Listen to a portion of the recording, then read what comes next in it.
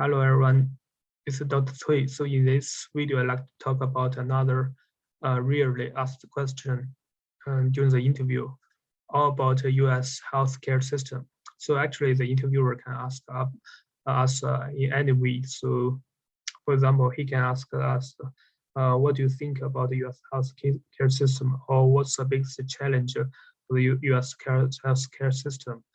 Or what do you think about the healthcare care system in your home country compared to the US healthcare system? So actually they can ask us anything of that. But we need to know that the interviewer actually just want to see if you or at least know something about the US healthcare system, because you are going to work in the United States, and you will become a resident after after you get matched. So they want to see that at least you know something about their system, and you can definitely tell anything about this system, good aspect or bad aspect. So we all know that the US healthcare system is not perfect. There are a lot of problems in it, so you can definitely tell those bad things. And but just be careful that don't when the interviewer wants you to compare the two systems, your home country and US.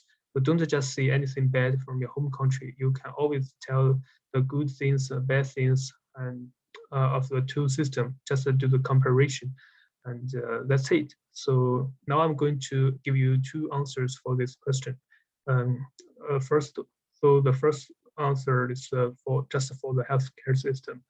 Okay, so Dr. Cui, can you tell me what's the biggest challenge in the United States healthcare system? And if you are a policymaker, what do you do for to address this problem?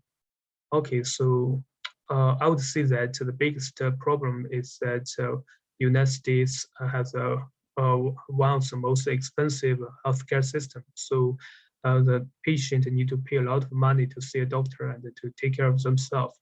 If, for example, when I was a PhD student, I need to pay like 1/3 of my salary to cover my health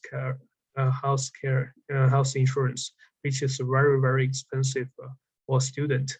So in order to address it, I think if I'm a policymaker, I would say that we can probably make some changes to the Medicare system, because Medicare was initiated in 1965 by President Johnson, and during that time, the average lifespan in the U.S. is about 65 years old. Now, based on the published data,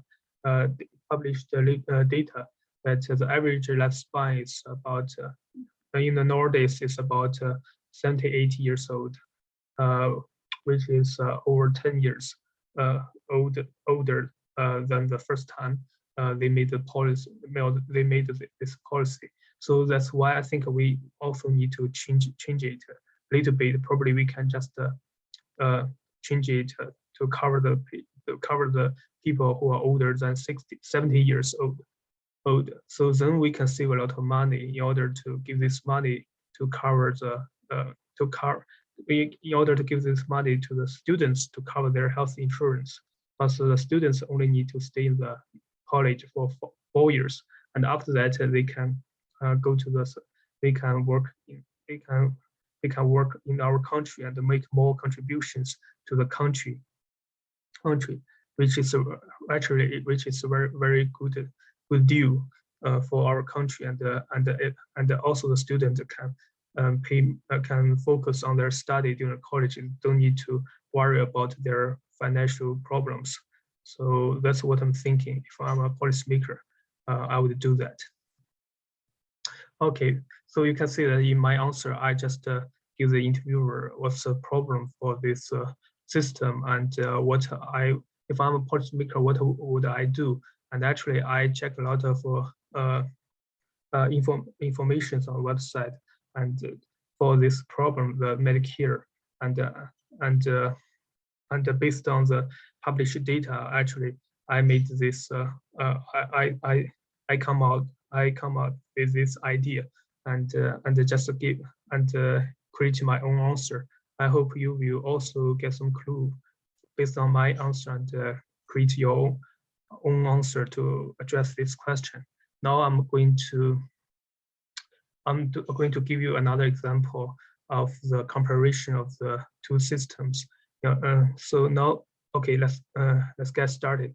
Okay, Dr. Cui, can you tell me what do you think about the U.S. care system compared to the healthcare system in your home country? Oh, that's actually a good question. I would say that U.S. has the most expensive healthcare system in the world, and patients need to pay a lot of money to see a doctor to take care of themselves. While in my home country, especially in my hometown, the patient just need to pay like a 7 Chinese yuan to see a doctor, which is about only about $1, which and it's very cheap. But the problem is that our patient don't cover with our patient don't have their own. Most of the patients don't have their own primary care doctor. So if they want to see a specialist, they can just go to the big hospitals to see those doctors, which this will waste a lot of money for the hospital and waste the time for the doctors, and it's very so actually we work in a very low efficiency environment. While in the United States, almost every patient has their own primary care doctor.